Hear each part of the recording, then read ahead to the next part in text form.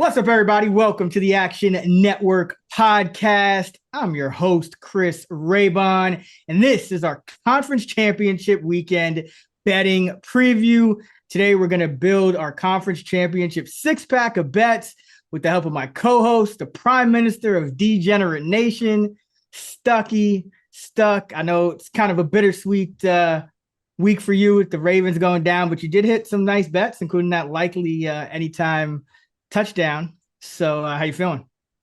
Yeah, it was a good weekend betting. I think my only loss was Ravens first half. They turned it over twice. Can't do that on the road in the playoffs. You got to blame Lamar for that. But bet a live Snover in the Rams game, some Ravens live, some Texans live, and then all my tight ends came through. I had a bunch of Hawkinson stuff. I had Higbee to score, likely overs, Schultz overs. Um, so yeah, it was a good weekend betting. And yeah, it's a shame the Ravens couldn't get it done, but you can't turn it over on the road. And then you had Lamar messed up the first half, and then Andrews messed up the second half. Uh, that fumble, he even had a drop that not a lot of people are talking about in the first Yeah. half Yep. And before then the fumble. and then they fumble at the Um, next player. that Yeah. led to seven. So yeah, it's unfortunate because the Ravens really, from a box score perspective, dominated that game. I thought Houston was pretty unfortunate. I thought they deserved a better chance, but their special teams really let them down. Refs were pretty bad in that game. I'm curious. I'm actually predicting that the refs are going to stay out of it this week. We'll see. I mean, there was a lot of backlash and a lot of people talking about it, so I'm hoping that they swallow their whistle, which is what I always hope for in big games. Rams Eagles was a great game, and then a lot of these games. I mean, all four winning teams were outgained.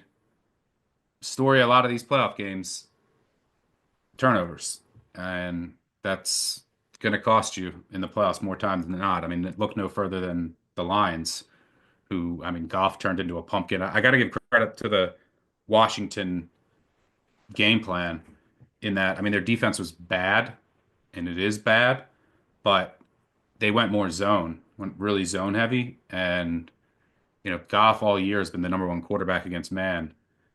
And the Lions offense still shredded as they will do every week, but Goff made some really bad mistakes trying to force throws into zone coverage. And that mixed with the Detroit defensive injuries, and Washington was great on offense again.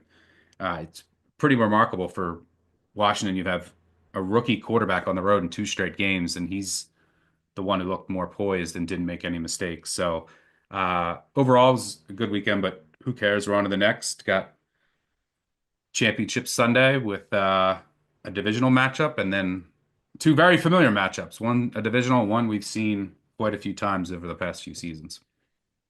Yeah. So let's jump right into our conference championship six pack. 55-51 is the score. So you're only four behind. You did pick up another point on me last week. You had You some brutal lost the two by the playoffs. You're hook. brutal luck. You had the Oh, Chargers under lost by the hook two yeah. weeks ago on the blocked extra point. Uh, and then two more by the hook And last that wasn't week. even my most painful. The most painful was I had John Bates, speaking of tight Yep. ends, under half a yard, They whole threw it to him game, late, 20-yard nothing. pass. Their game's out of reach. All they need to do is run the ball.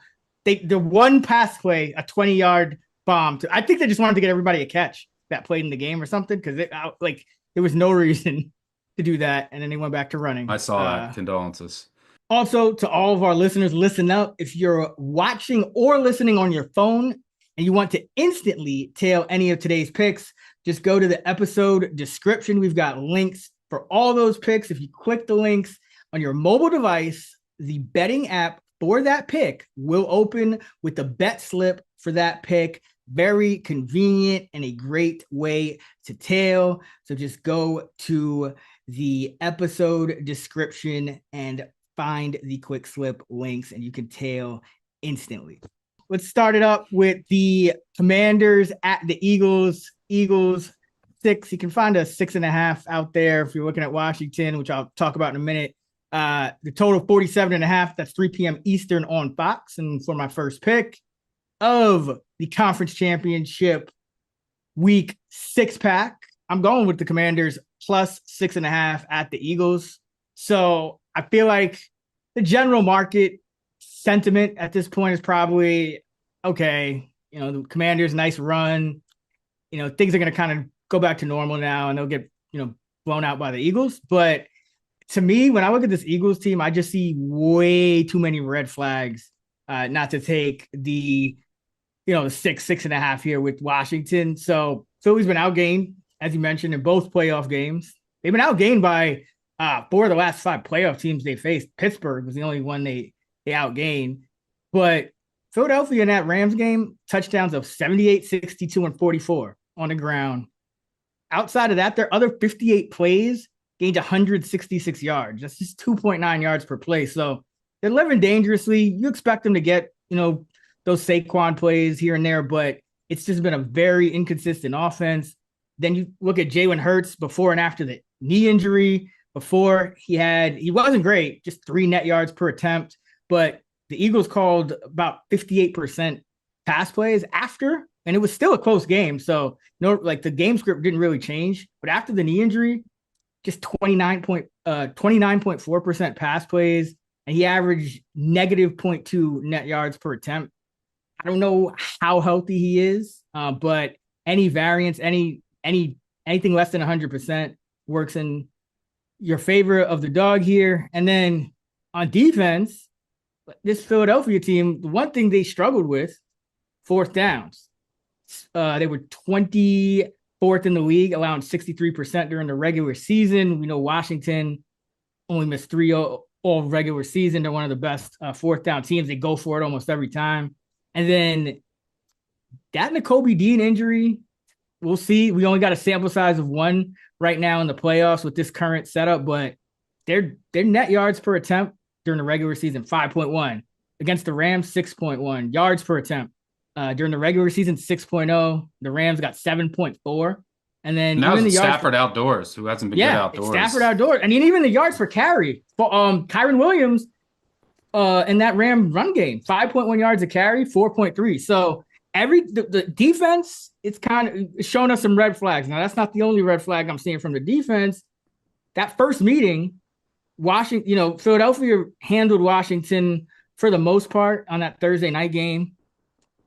Cliff wasn't moving Terry around. So Terry had 1 catch in that game. That second meeting, everyone wants to talk about, Philadelphia was on its way to a blowout until Jalen Hurts got hurt. Fine. But your defense still gave up 36 points. You still lost the game where you had a 5-2 turnover edge. So the defense showing some red flags here. And then even that first meeting, Washington was up 10-6 in the 4th quarter. And with McLaurin having 1 catch, finishing with 1 catch in that game, it wasn't until Philadelphia, busted out, some explosive plays. So I think that this Washington team can hang. I think Daniels is getting better. And I just think on both sides of the ball, we're seeing these red flags that they just keep adding up. So I keep having to ding 1/10 of a point here for Philadelphia's rating, 1/10 of a point there. And I'm just not getting to this, 6, this key number of 6 here. And Jaden Daniels as a dog, covering by 7.8 points per game in his 8 games as a dog, 5-2-1, 71.4% against the spread. Hurts is a favorite by 4 or more, 15-20, and with 2 pushes, just 43% against the spread. 6-12-1 over the past 2 seasons, just 33%. I just see too many red flags on both sides of the ball, and their kickers not hitting kicks now. And Philadelphia, one of the most conservative teams. Washington, one of the most aggressive. So everything kind of favors the dog in this matchup. If Hurts is less than 100% or AJ is still less than 100%, that's gravy. But I'm rolling with Washington here. Yeah, I'm close to on market here. It looks like Quinyon Mitchell's going to play, but that's certainly worth monitoring.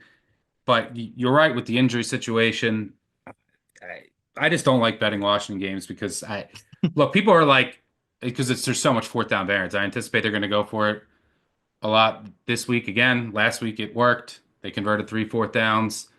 They also got 5 turnovers. They won the turnover battle against Tampa too. Had some key 4th downs. If the fourth down conversions go sideways. This could get ugly. If they work, they could win this game outright. There's just a lot of variance in Commanders game, so I'll probably look to bet this live, but you do have the potential injury uncertainty working in your favor. Although I will say the Cosme injury on Washington a bit underrated in this particular matchup against Jalen Carter. We'll see if the interior of that Philadelphia defensive line can get more pressure. But I'm going to go a different route for my first pick of the conference championship Sunday six pack. I'm going with Dallas Goedert over 3.5 catches. This is fine at minus 140. Fine minus 130 out there as we record.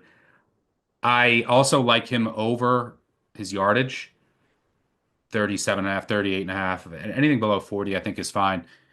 I really like this matchup for Goddard. And I'll say this, I think the injury uncertainty helps Goddard because I don't think Jalen Hurts is the highest scramble rate in the NFL. So I don't think with his knee, he's going to be scrambling as much. Also, designed runs, doubt you're going to get those. Washington also likes to blitz. So Hurts, not as mobile, not going to be scrambling as much. Probably needs to get rid of the ball quicker. Who benefits from that? I think Goddard. I also don't think A.J. Brown is 100% healthy. I mean, he has two catches in. Should have had a third, but yeah. Yeah, and he dropped it. Right. And he had favorable matchups from a corner perspective against the Rams corners, against the Packers corners without Alexander. So I don't think he's fully healthy. I think that's more looks for Goddard.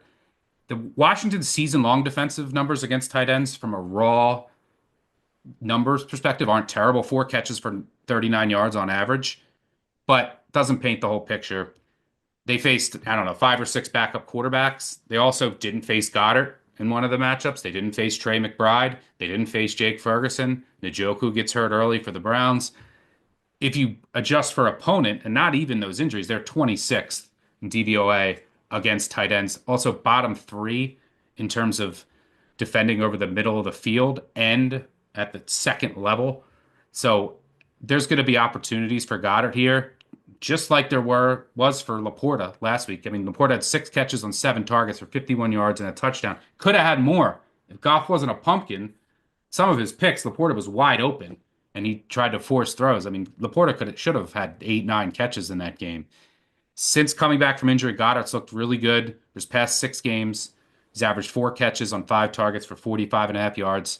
He has 8 on 10 targets for 103 yards in the playoffs, and that includes a big screen pass that got called back to an illegal man downfield. Goddard has showed up in almost every single postseason game.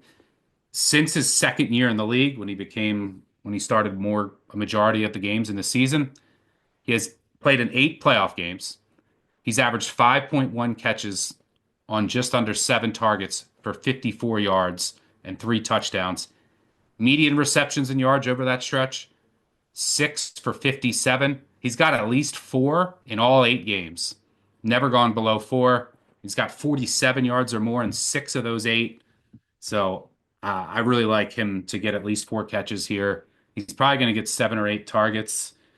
If I had to guess, I think he'll get like a screen, a couple checkdowns, and he just has a favorable matchup here. Whether or not Washington elects to go more zone, which they could here, because if you look at Hurts' numbers, just like Goff, good practice run. That could help your bet too. Like you want to maybe use a little more zone here against Hurts. But I think just the Hurts and Brown not being 100%, Hurts mobility likely limited. I think that means more opportunities for Goddard in a favorable matchup. So give me his over 3.5 catches for my first pick. Yeah, I do. I have Hurts projected to scramble less. We even saw that, last week against the Rams. I think the one concern is Philadelphia is never really that forthcoming with injuries. I mean, A.J. Brown, he'll be off the injury report by the time the game rolls around, and he's clearly not 100%. But yeah. I think the one downside is if they go with that super run heavy, play calling kind of scheme again that they went after Hurts' injury and feel like, okay, it's Washington. We can beat them if we just stay run heavy. Barkley will break one. There was what was it? The Green Bay game. Ertz was stuck on 39 passing yards with under 5 minutes to go in the third quarter. But I agree. I think Goedert does have a good matchup. But yeah, that would be my only concern. Would just be Yeah, I mean, but this is the NFC pass, Championship game from a scouting perspective and a game planning perspective. If you're Washington, you have to say, like, this is how I pick some of my props in these high leverage games. You have to say we're not. Now, Barkley still might, but you have to say we're not letting Barkley beat us with Hertz limited, with Brown limited. Like, you have to stack the box here. You have to sell out against the run. Philly's still going to run it a ton with Barkley, but Hertz isn't going to run it. Like, there's going to be opportunities in play action, third downs, like that. I still think he's going to get looks, even if they go super run heavy. I mean, if you're Washington, you have to sell out here. There's no two ways about it. And I do think that Washington's offense will have success to, keep Philly from, like against Green Bay, they were able to jump out because of the turnover, and then Green Bay had all those injuries.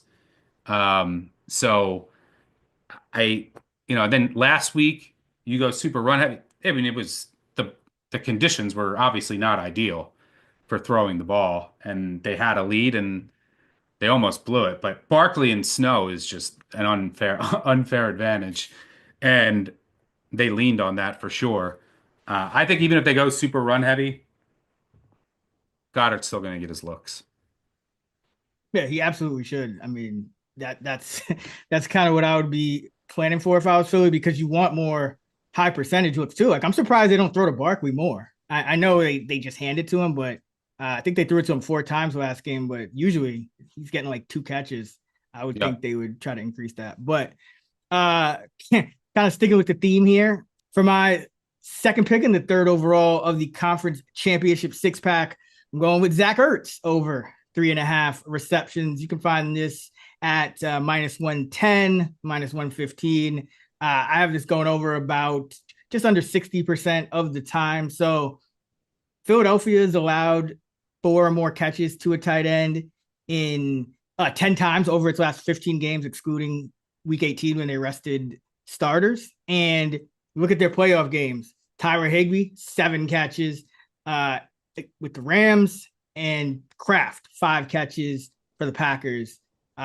When you have these corners on the outside and you have Cooper DeJean in the slot, you're going to funnel the ball to other spots. And Zach Ertz is really Jaden Daniels' number 2 target anyway. I know Diami Brown is emerging, but I think it's a tougher matchup from him. He is good against man coverage, but still a tougher matchup especially if Mitchell plays. So I think that Zach Ertz is going to be a factor here. He's had 5 or more catches in 3 of the past 4. And he did have 6 in the first meeting against Philly, only 1 in the second one, but that was a game where he was questionable coming in with a concussion. And you actually do see a downtick in production from players that are questionable on the injury report with a concussion. So I'm not putting too much into that. I think that this is a spot where, Jaden Daniels is going to have to avoid some pressure. They're going to get pressure probably right up the middle. So I don't, you're not going to ask Ertz to block. Like, that's why you've seen John Bates in the game a ton in these playoff games, because he's the guy that's going to block if they need blockers. So like Ertz, he's gone over this in 11 of 19 overall on the season. Like him to do it once again against the Eagles. Revenge. Yeah, I'm super curious to see how Daniels looks. I mean, everything he showed us is just super poised, super calm. But, I know the Washington defense is not any good. I don't like it's not. We know that. So like that's the worst unit in this game by far, which worries me. And I know people are like, "Oh, well, Daniels is different. That's why they're 4th down." Like, no, that's nonsense. They went 20 of 23 in the regular season on 4th downs. We've seen elite mobile quarterbacks. You're not going to convert 80 to 90% of your 4th downs over time. And it's not like these are 4th and 1 sneaks. So they're throwing it more often than running it. Well, they actually, I actually looked at that. So a lot of them are, they're not sneaks, no, but a lot of them are like 4th and short, like 5 to go or less. So the key for Daniels really has been, and he hasn't been great at this all year, but he's been good at it lately. Is just avoiding sacks, and Yep. he seems to be getting like realizing that like if I could just avoid sacks, scramble for 1 yard, dump it off, whatever he has to do. They're getting into like it's almost like they're playing for fourth and short now, and that's just kind of changed their whole. Like it's like this team never punts. It's you're either gonna turn them over or their drive's gonna keep going at this point. So Yeah, like that's kind of what I've seen out of Daniels. yeah, but there's still just some regression like coming. That doesn't have to. It's one game. It doesn't they could go 6 for 6 in this game. I just worry about the game that they go 0 for 3, 0 for 4. Because we have to remember this offense was trending down towards the end of the regular season. And they get a couple breaks in the Tampa game. Tampa has a couple defensive injuries. Then last week, you get 5 turnovers and Detroit loses more starters. I mean, you're down to Kendall Vildor, and that defense was already ravaged. I mean, you're down what, half of your two deep. So against an elite Philadelphia defense, if they get behind um, on the road, I worry a bit about Washington. I mean, but you're But I'm getting the not six running. here. I mean, if like I'm not think running the about it the window to other way fade him. though. I'm What just if Philly gets behind with their 39 yards passing for 3 quarters? Like, you know what I mean? Yeah, but Like, I also think that like you have that first game back with Hertz and all that rust. I mean, and he was coming off the concussion. then he Give him got a hurt semi again pass at the there. end. And That's last week you had the conditions that weren't ideal for throwing the ball. But I also think Barkley, I mean, the Washington run D is bad too. I oh mean, no, Barkley's getting his. But that's the Barkley thing. should be able to run all It's over like them. look at it. Like all right, in the Green Bay game, Philadelphia gets that gift opening possession. What is it? Fumble, right? It was get like a 20-yard touchdown drive. Rest of that game, as bad as Green Bay played, all those injuries, 15-10 rest of the game. Yeah. Like that's Philadelphia's margin. In this Rams game, Barkley bust off 2 long touchdown runs. Hurts bust off another, and if Matt like the Rams could have won that game. Now I know there was some other lucky things that the Rams got benefited from, but like missed kicks and whatnot. But the point is, Philadelphia's margins are shrinking. I just feel like it like we've seen all the red flags, and the one thing about Washington is say what you want, but take the offense out of it for Philly. They put up 36 points on this Philly defense. That's still the most anyone's put up this year. Yeah. Yeah, no, I just but my gut has some concerns, but I'm not running the bet. I'm right on market. The other thing to keep in mind with Hertz's knee is do they now one of their biggest advantages is their 4th and 1s, is Yep. their goal line. Does that become a little less effective? Are they more hesitant to do that? Which could, cost them points ultimately. So, yeah, nothing for me on the side or total, but I'll be obviously it's just one game at a time. So just like last week, I'll be watching closely, follow along the action app, see if I bet anything live. But looking forward to that one as the appetizer to the entree. Yeah, and I'll have another bet on this game for our long shots. So we'll table that and we'll get into the Bills at the Chiefs. Chiefs favored by 1.5. The total 47.5. 6:30 Eastern on CBS. Stuck. Why don't you go up first in this one? Yeah, I like my initial thoughts on the game are that I'm concerned, much to the chagrin of our producer. I'm a little concerned for the Bills. I mean, obviously you have Patrick Mahomes, who he's won 20 straight home games in cold temperatures in November or later. He's 7-0. 7-0, I think, against the spread and straight up in the playoffs as a underdog or favorite of less than a field goal, covering by about 6 points per game. It's, Mahomes at home in the playoffs, and you just need him to win by a field goal. It's that old adage. But this Bills team is the turnover regression monster going to hit. I mean, they've been so fortunate in that department. And the biggest thing that I'm worried about is they do have some defensive injuries. We'll see how that plays out Benford, with Rapp, and Milano Benford, question. Rapp, Milano, even Teron Johnson got a little banged up. I expect him to play, but Benford concussion We'll see. Um, so yeah, Rap, he's probably the least likely to play, but we'll see. I, my biggest concern I have for the Bills is their defense over the middle of the field, and that could end up being a death sentence against the Chiefs. And that's where they're going to attack. I don't. It's not like this Bills pass rush is dominant like the Texans, because the biggest issue for the Chiefs is their offensive line. So, and then they kicked Tooney out, which hurt their run game. So their rush efficiency has gone down because he's not at guard anymore. And they're still weak. He's not great still in pass protection. So, but you went against the Texans, who have Hunter and Anderson. The Bills don't have that. So can they wreck the game as well as much as the Texans defense did?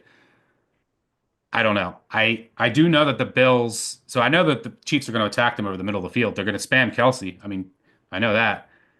And he's going to have he's going 14 straight playoff games with at least 5 catches and 70 yards, which is just insane. NFL records for both.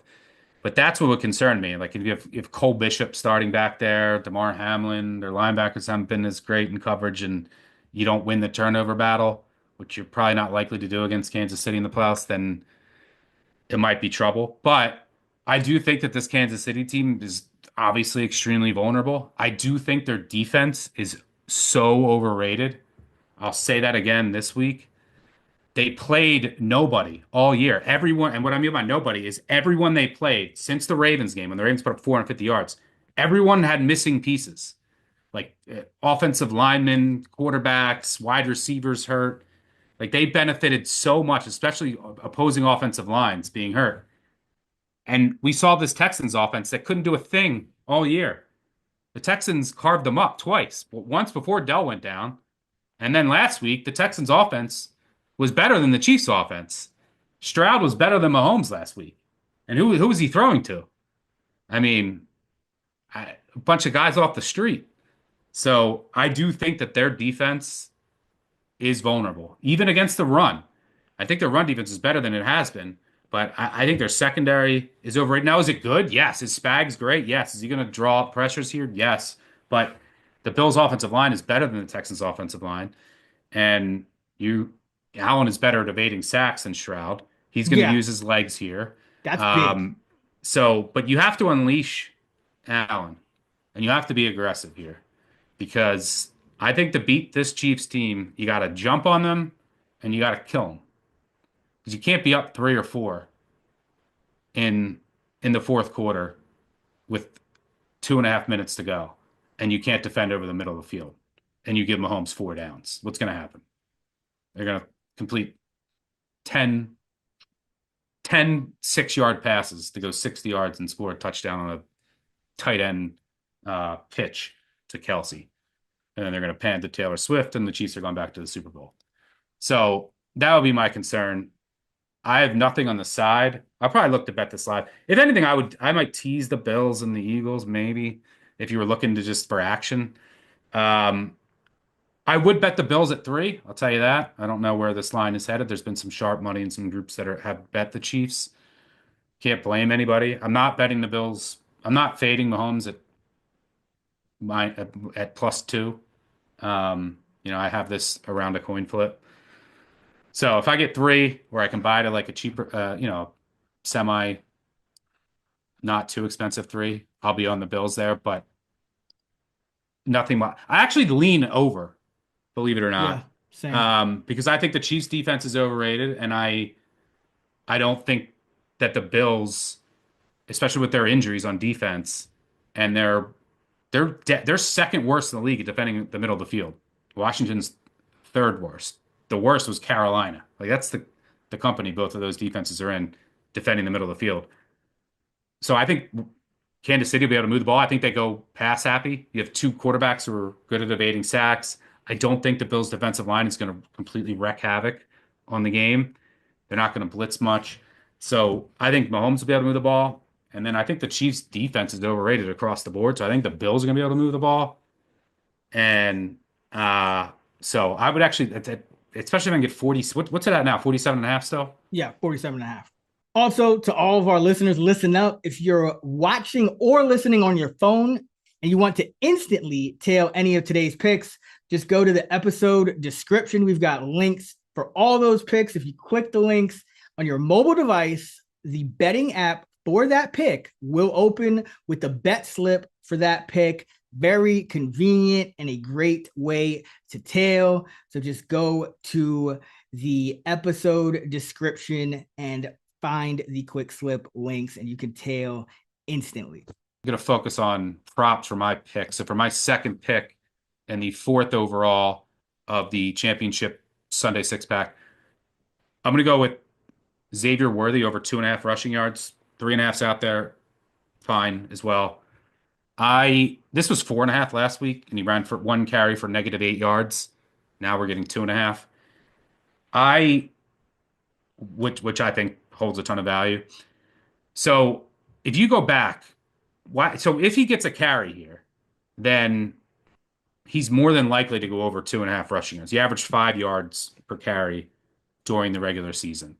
In 16 games in the regular season, he had 20 carries for 104 yards, average of about 5.2 yards per rush. And he had one for 7 yards against Buffalo back in mid-November. And this is a Bills defense that will give up explosive runs. So there's like a chance that Worthy breaks one off here. So will there be alts on his rushing yards over by the time game kicks? There might be, there might not. There could be just because it's the championship. Typically there Yeah. wouldn't be, but there might be just because it is because it's such a big game. Yeah, I wouldn't hate an alt overlook too on his rushing yards. But am I confident that Worthy will get a rushing attempt? Yes. I don't know. I would put it at my confidence level, and I'm not a prop expert. I would say I'm like 80% confident that he gets a carry in this game. So if you go back in, and by the way, the spread is 1.5 too. So the likelihood of the Chiefs running away with this and being able to just, hey, we're gonna hand it off and bleed the clock out and go super conservative is uh, less likely than some other games. Even go back to the Miami game last year, or even the Texans game when they did have a comfortable lead at the end. But if you go back, reads prior to this season, Kansas City has played in 20 playoff games since 2016. So that spans the Mahomes era and a couple Alex Smith games. A pass catcher has ran the ball in 19 of those games, including 18 straight. The last time the Chiefs didn't give a carry to a non-running back or quarterback was in the 2018 AFC Championship game against the Patriots. Worthy is easily your most likely candidate to get the almost inevitable carry. If we look at raw totals, those pass catchers had 34 rushing attempts across those 20 games for 241 yards, single game average of 1.7 attempts for a little over 12 yards. In total, 19 pass catchers in 20 games have ran for at least 3 yards. And at least just one person has done it in 16 of the 20. So I I think there's a decent chance he breaks one off. I think there's a really good chance that he gets a carry. And I wouldn't be shocked if he gets more than one carry, which a pass catcher has done in 7 of those 20 games. Tyreek Hill got 3 carries in a handful of games. And Kansas City's attempted more than one rush with a pass catcher in over half of those playoff games. 11 of the 20, a pass catcher's had 2. So in total, they've had 2 or more non-traditional rushing attempts. So, yeah, I think there's a good chance he gets this. I think we're getting a discounted number after last week because he got stuffed. Texans did a really good job of sniffing out his run for a loss of 8 yards. So, yeah, I think anything up to 3.5 is good here. And there's a good chance. Because, look, the other thing is, and Hardman's not going to be in the mix. He has a lot of these carries in these games over the years. And the Chiefs do this every year. They're concentrating who they get the ball to, Yep. right? And clearly, Worthy is one of those guys that they want to get the ball into his hands in as many ways as possible. So give me Worthy over 2.5 rushing yards. Yeah, so he's averaging about 1.2 carries a game. That doesn't mean he has a carry in every game, but that would work out to about a 70% chance that he gets at least one carry. And that number has gone up. So like if you kind of weight it for recency and you say, okay, his true projection is closer to 1.5, then it's like 80% chance he gets a carry. And So I'm not too far off with my 80%. yeah. And then 15 of his 21 carries have gone for at least three. 14 of his 21 have gone for at least four. So yeah, I think the odds are in your favor. I think I have to bet this too, actually. Now that I look at this. Yeah, this is I like this. Want to make extra money daily from your sports betting? You know, I'm always about finding ways to take sports betting to the next level. And that's why I'm excited to tell you about Edgeboost, the financial platform that pays you cash back to wager. Edgeboost is an online bank account that pays you for every deposit.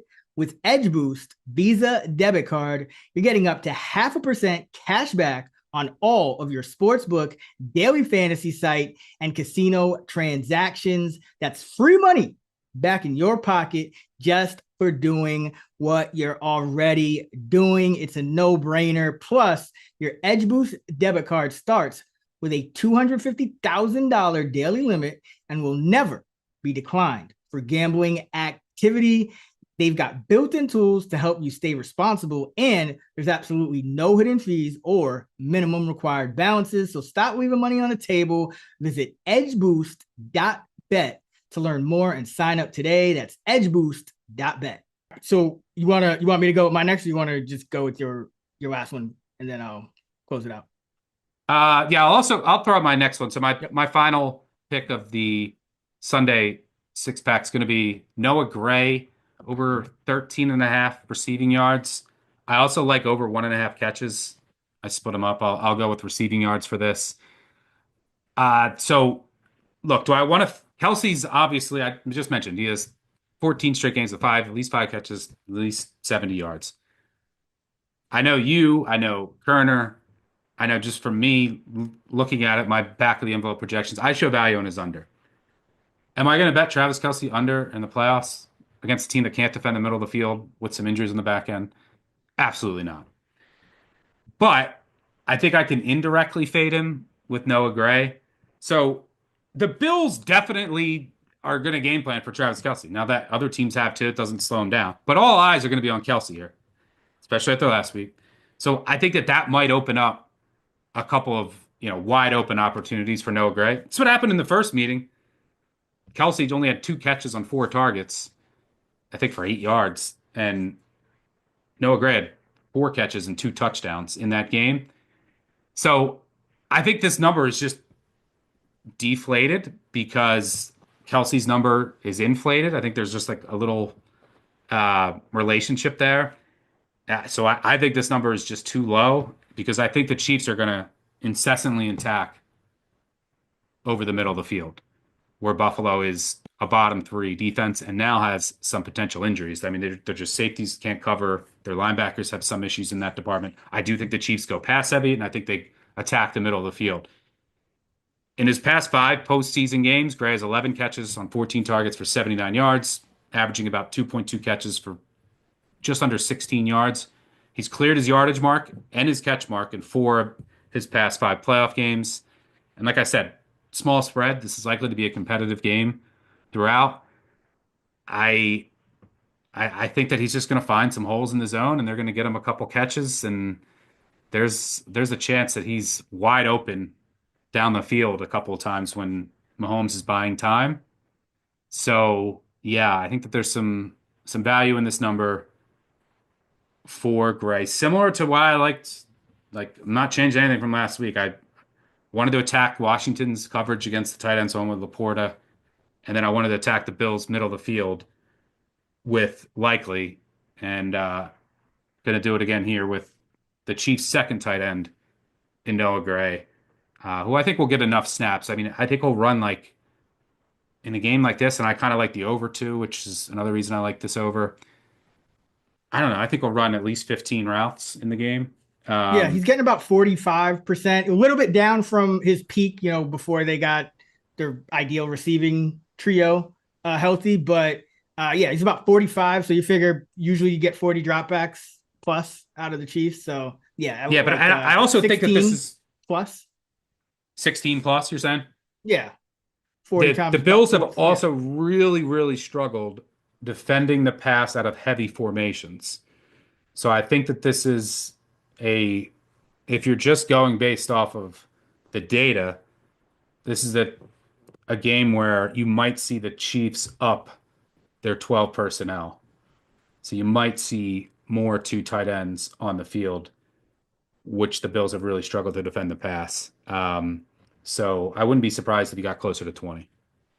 Yeah. So before I get into my final pick, curious as to your thoughts on how the Benford injury might affect things. I mean, he might go, but cornerback really playing really well. But my thought, one thing I really did like that the Bills did last week, Babbage kind of in-game adjusted where I think they played their normal like zone, didn't really blitz much, and Lamar carved them up. So they started playing man and blitzing. So I just wonder, okay, we know they're weak in the middle of the field. We know the Chiefs, I don't think they completed a pass to an outside receiver last week. It was all No. Kelsey, Gray, and Worthy who's Hopkins played and most Brown of had the slot. zero catches.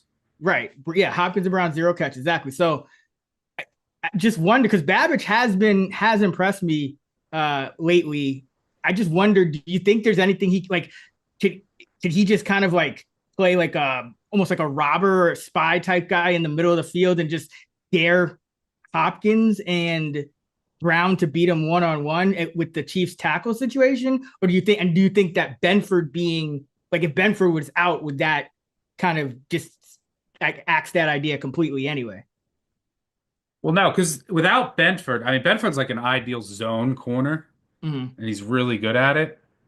So you're thinking if Benford is out, they're more likely to just kind of mug in the middle of the field and dare the outside guys to beat him with Elam and who is it? Douglas on the who's on the other Yeah, I side? don't know. It's a good question because then you might just say let's play it even more conservative and Ben don't break. Because but Elam is a guy that in my opinion, is a better man corner than a zone corner. I mean, that's what he played that's what he was known for in college.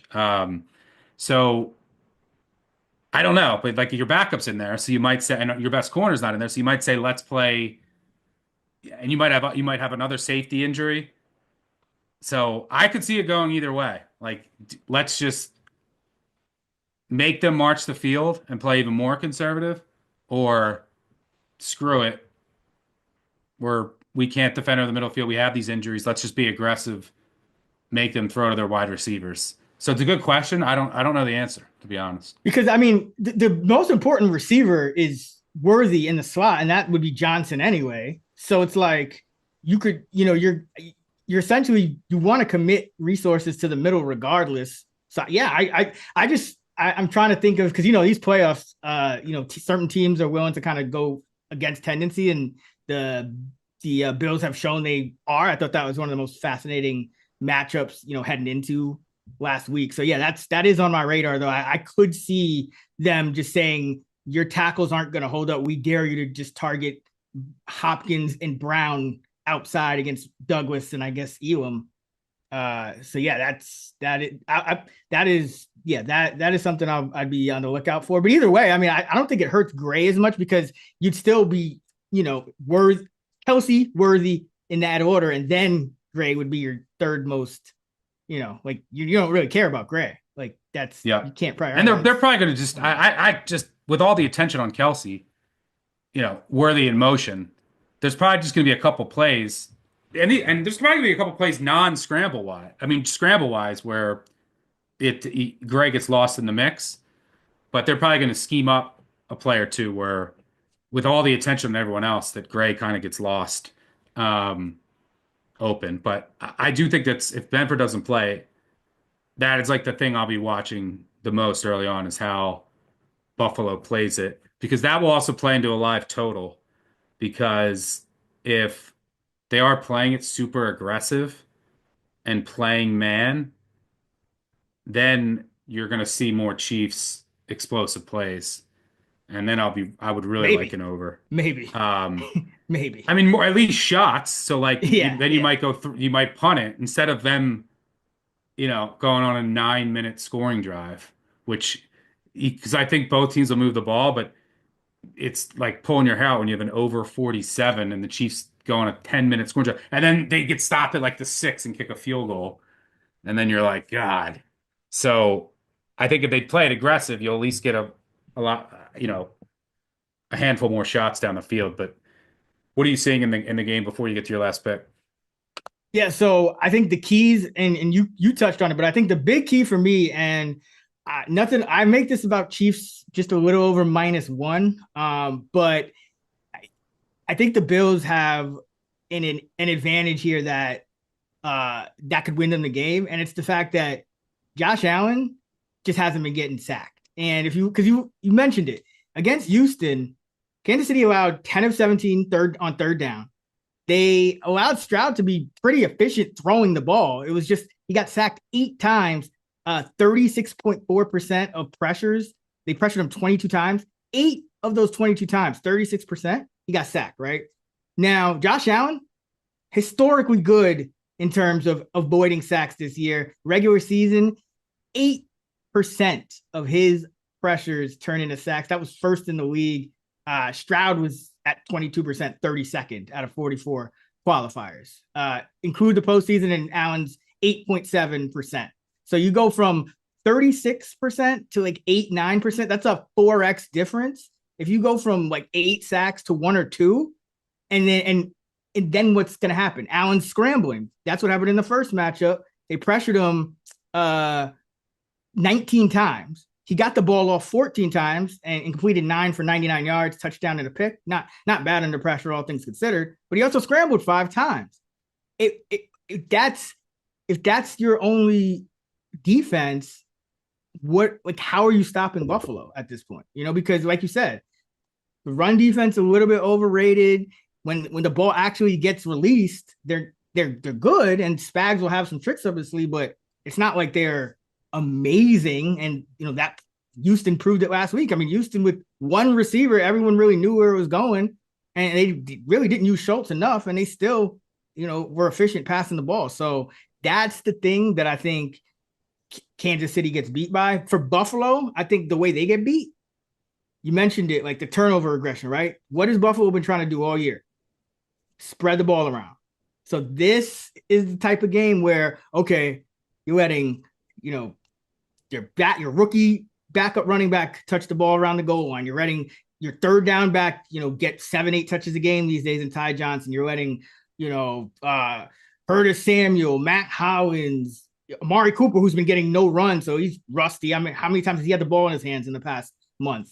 Like all these guys, does one of those guys fumble or something, in a key moment? That's it for Buffalo. But for Kansas City, I mean, if they don't get sacks, I mean, Buffalo might not be super efficient, but I think with Josh Allen scrambling, they have enough. So that's kind of what I'm looking. Yeah, I at. mean, Allen could certainly win this game on his own. You have to kill shot the Chiefs, and I do worry about just like Allen is due for like a turnover.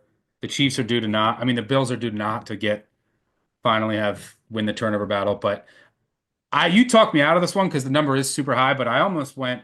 I might still bet this Allen over 9.5 rushing attempts because I think he's going to scramble a bunch. I think there's going to be some design runs. This is an all-out game. This is basically as close to a Super Bowl as you can get to a Super Bowl.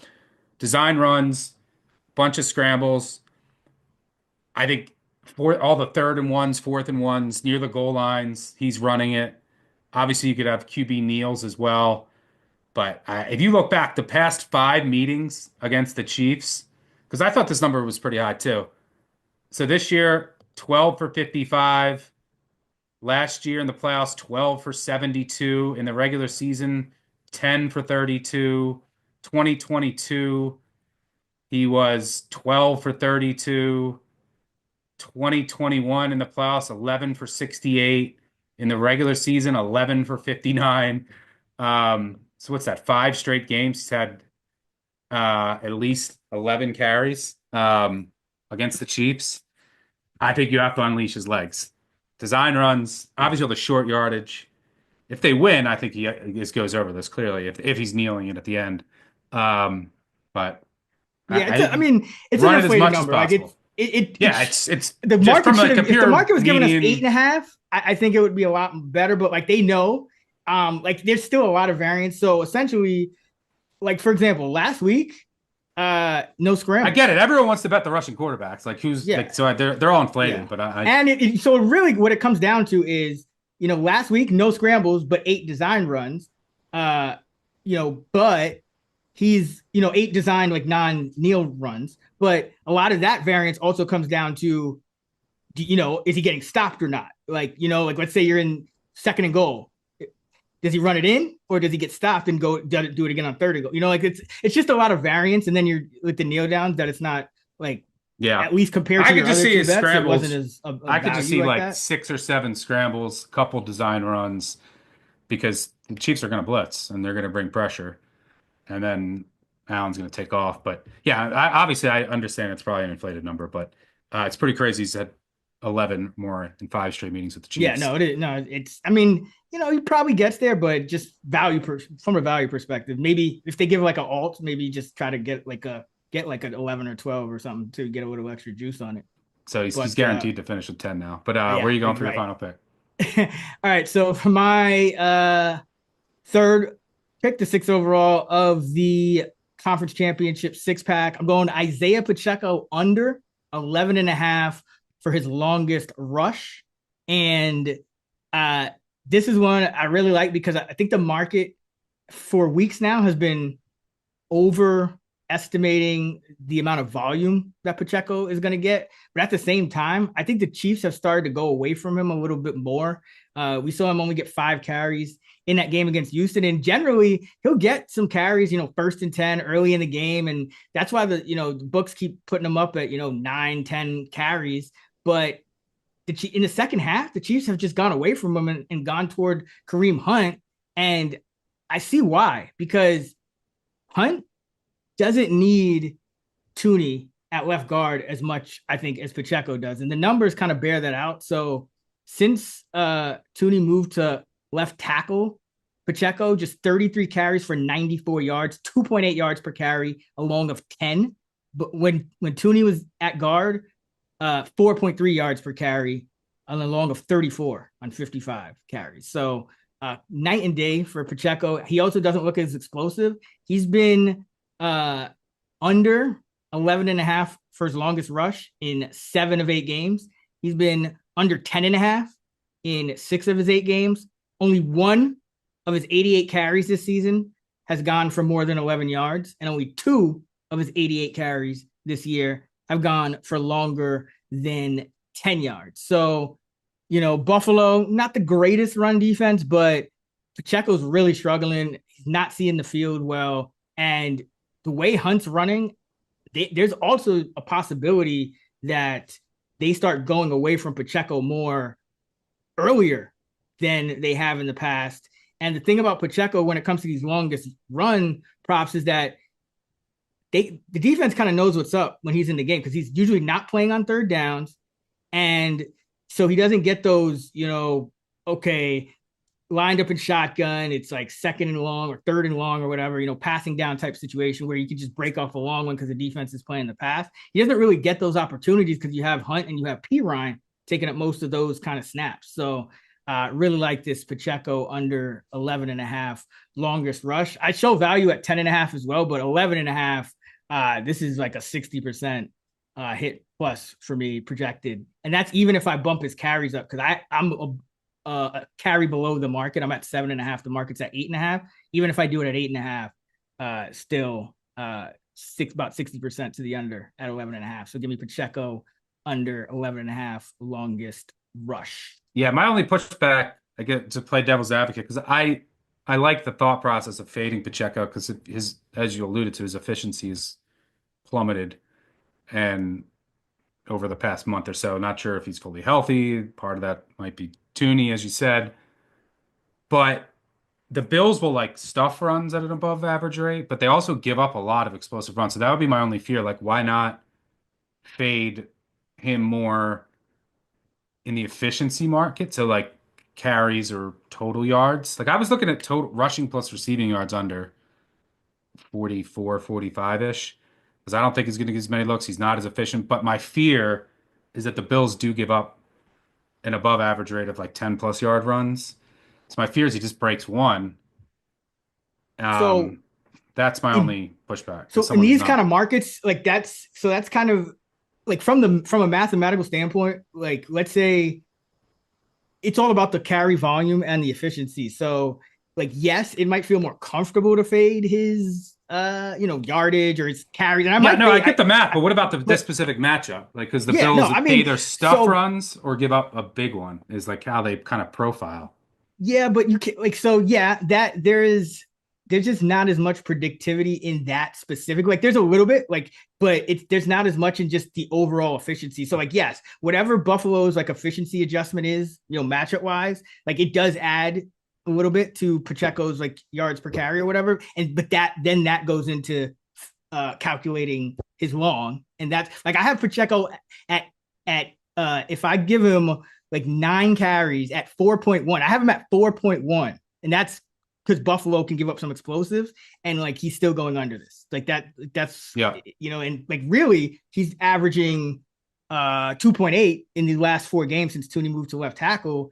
But you're never gonna model quite that low. Yeah. Like No, running, that's good insight. yeah. So Because you're like oh yeah, modeling these, you're he's modeling these. That just that kind of shows a little behind the curtain of how the math works. When I'm betting my props, it's more, and I only bet props in playoffs. I'm just looking more subjectives, but that makes sense from a math standpoint. Yeah, there's a formula actually. I mean, it's probably too complicated for people to get, but like it's essentially you just find the like you take his projected like you can do this for any like completions, whatever. Just take the projected attempts and the projected efficiency, and then you just have you put it you one over it for the efficiency, and then you're essentially taking the EXP, which if you were using a spreadsheet, like you would put the EXP formula in, and you would take the negative of that times the negative of the carry of the attempts times the one over efficiency. It sounds complicated, but yeah, it's a whole thing. Anyway, Pacheco under 11.5, love it. You got 2 bets on this one. You got the Worthy over 2.5 rush yards, Noah Gray over 13.5 receiving. So what's your order for? And then you have Goedert over 3.5 receptions from I'm the gonna go Commanders Goedert, game. Worthy, and then Gray. And how about you? I'll go Pacheco under, the Ertz over is my top 2. So we do 2 points for our top 2 or a point for our third, and I'll go Commanders plus 6.5 for my third. That's gonna wrap it up for us. Thank you for listening. You can hear more of me every week with my guy Sean Kerner talking fantasy DFS player projections and touchdowns. On the Fantasy Flex podcast, we'll have the touchdown special dropping this Thursday, and Stuckey, you can hear him talking college hoops over on the Big Bets on Campus podcast. Stuck is on X at Stuckey2. I'm at Chris Raybon. We're at those same handles on the free award-winning Action Network app. Enjoy the conference championships, and let's get this money.